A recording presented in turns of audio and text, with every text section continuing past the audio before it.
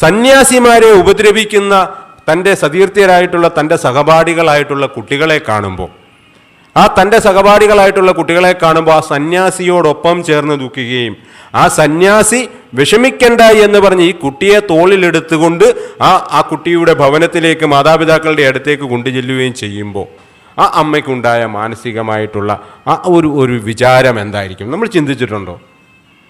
ഇനി പോകട്ടെ, നാണു തൻ്റെ കുട്ടിക്കാലത്ത് പാടമുഴാൻ പോകുമായിരുന്നു അല്ലേ? പാടമുഴാൻ പോകുമ്പോൾ എന്താണ് സംഭവിക്കുക? മറ്റുള്ളവരെല്ലാം കാളയെ തെളിച്ചുകൊണ്ട് പോകുമ്പോൾ നാണു മാത്രം കാള തെളിച്ച വഴിയെ പോവുകയാണ്. മറ്റുള്ളവരെല്ലാം കാളയെ തെളിച്ചുകൊണ്ട് പോകുമ്പോൾ നാണു മാത്രം കാള തെളിച്ച വഴിയെ പോവുകയാണ്. അത് ചോദിക്കുമ്പോൾ അതിനുവേണ്ടിയും വഴക്ക് പറയുകയുണ്ടായിട്ടുണ്ട്. അതിനുവേണ്ടിയും വഴക്ക് പറഞ്ഞപ്പോൾ ഈ കുട്ടി നാണു പറയുന്നത്, പോയ വഴിയെ തെളിച്ച വഴിയെ പോയില്ലെങ്കിൽ പോയ വഴിയെ തെളിച്ചാലും കാര്യങ്ങൾ നടക്കുമല്ലോ, നിലമുഴുത് തീർക്കുന്നുണ്ട്.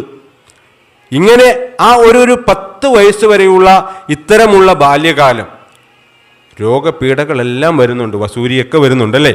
വസൂരിയൊക്കെ വരുമ്പോൾ ദേവീക്ഷേത്രത്തിൽ പോയാണ് ആ കുട്ടിയായിട്ടുള്ള നാണു ഇരിക്കുന്നത്. എവിടെയാണെന്ന് മാതാപിതാക്കൾക്കോ മാതുലന്മാർക്കോ അറിയാൻ പറ്റുന്നില്ല. നാണുവിനെ കാണുന്നില്ല. പതിവ് പോലെ എവിടെയെങ്കിലും മാറിയിരിക്കുകയാണ്, അല്ലെങ്കിൽ എവിടെയെങ്കിലും പോയി ധ്യാനത്തിലിരിക്കുകയാണ്, വ്യത്യസ്തനായ കുട്ടിയാണ് എന്നുള്ള വിചാരത്തിൽ അങ്ങനെ കരുതിക്കൊണ്ടിരിക്കുന്ന ആ സാഹചര്യത്തിൽ തിരികെ വരുമ്പോൾ ശരീരമാസകലം വസൂരിക്കലയുടെ പാട് കാണുമ്പോൾ ഞാൻ ദേവിയുടെ അടുത്ത് ഉപാസനയായി ദേവീക്ഷേത്രത്തിനകത്തുണ്ടായിരുന്നു എന്ന് പറയുമ്പോൾ അത്ഭുതപ്പെടുകയാണ്. ആ മനോവികാരങ്ങൾ, വിചാരങ്ങൾ, നാണുവിൻ്റെ കുട്ടിക്കാലത്തുള്ള ആ വിചാരങ്ങൾ എത്ര അത്ഭുതത്തോടു കൂടിയായിരിക്കും ആ വീട്ടുകാർ സ്വീകരിച്ചിട്ടുണ്ടാകുക. ഇന്നിപ്പോൾ ആർട്ടിഫിഷ്യൽ ഇൻ്റലിജൻസിൻ്റെ കാലമാണ്. ഉണ്ണിക്കണ്ണൻ്റെയും ബാലസുബ്രഹ്മണ്യൻ്റെയും ഉണ്ണി യേശുവിൻ്റെയും ഒക്കെ കാര്യങ്ങൾ ആർട്ടിഫിഷ്യൽ ഇൻ്റലിജൻസിലൂടെ അവരുടെ ശൈശവകാലങ്ങളൊക്കെ ഇവിടെ ആളുകളിലേക്ക് പ്രചരിക്കപ്പെടുന്നുണ്ട്. ഇത് പ്രചരിക്കപ്പെടുമ്പോൾ എന്താണ്, വിഷ്വലൈസ് ചെയ്ത ഏതൊരു കാര്യവും കൃത്യമായിട്ട് അടിസ്ഥാനപരമായിട്ടുള്ള അടിസ്ഥാനങ്ങളോടുകൂടി പ്രചരിപ്പിക്കപ്പെടുമ്പോൾ നമ്മുടെ മനസ്സിൽ ലഭ്യമാകുന്ന സ്വാധീനം, ചെലുത്തുന്ന സ്വാധീനം വളരെ വലുതാണ്. അതുകൊണ്ടാണ് സിനിമയ്ക്കൊക്കെ നമ്മളിലേക്ക് കൂടുതൽ സ്വാധീനം ചെലുത്താൻ പറ്റുന്നത്. എന്ന് പറഞ്ഞതുപോലെ ഈ എങ്ങനെയാണ് ആ മാതാപിതാക്കൾ ഉണ്ണിക്കണ്ണൻ്റെ അവതാര പുരുഷനാണെന്ന് ബാല്യകാലത്തിൽ തിരിച്ചറിയുന്നത്? മണ്ണുവാരി തിന്നുന്ന ഉണ്ണിക്കണ്ണനെ പിടിച്ച് യശോദാമ്മ പിടിച്ച് നോക്കുമ്പോൾ വാവിളിച്ച് കാണിക്കുമ്പോൾ വായിക്കകത്താണ് പ്രപഞ്ചം മുഴുവൻ നിൽക്കുന്നത് അല്ലേ? ആ കഥ നമുക്കറിയത്തില്ലേ?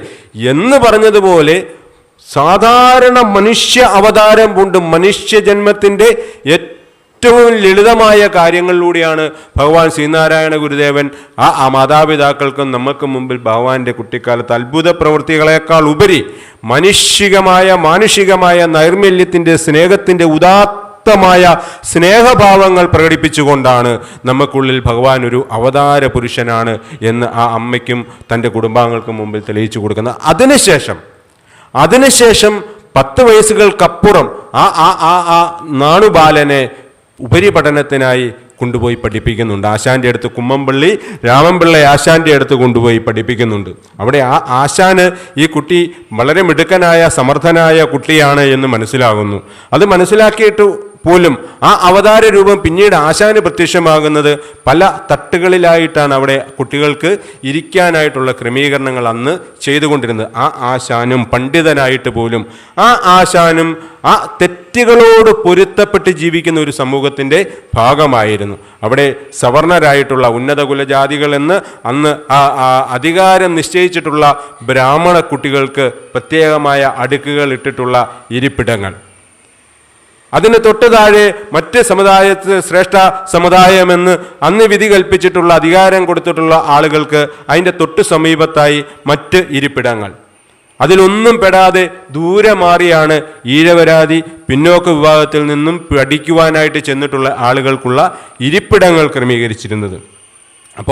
പക്ഷേ മിടുക്കനായതുകൊണ്ട് തന്നെയും നല്ല ഉത്സാഹിയായിരുന്നുകൊണ്ടും പലപ്പോഴും നാണു ഈ ആശാന്റെ തൊട്ടടുത്തുള്ള സവർണ വിഭാഗത്തിലുള്ള ആളുകൾക്ക് ഇരിക്കുന്ന ഇരിപ്പിടങ്ങളിൽ വന്ന് കയറിയിരിക്കുക പതിവായിരുന്നു.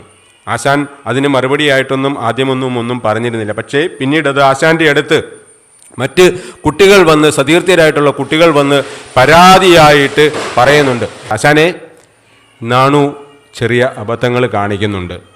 നാണുവിന് നിശ്ചയിച്ചിട്ടുള്ള ഇരിപ്പിടത്തിലല്ല നാണു പോയി ഇരിക്കുന്നത്. നാണു ചെയ്യുന്നത് ഞങ്ങൾക്ക് ബുദ്ധിമുട്ടുണ്ടാകുന്നുണ്ട്, നാണുവിന് നിശ്ചയിച്ചിട്ടുള്ള ഇരിപ്പിടത്തിൽ പോയി ഇരിക്കുവാനായിട്ട് ആശാൻ പറയണം. അങ്ങനെ ആശാൻ തൊട്ടടുത്ത ദിവസം നാണു വന്നപ്പം നാണുവിനോട് ആശാൻ പറയാണ്, രാമപിള്ള ആശാൻ പറയാണ്, നാണു, നിനക്ക് നിശ്ചയിച്ചിരിക്കുന്ന സീറ്റിൽ പോയി നീ ഇരിക്കുക.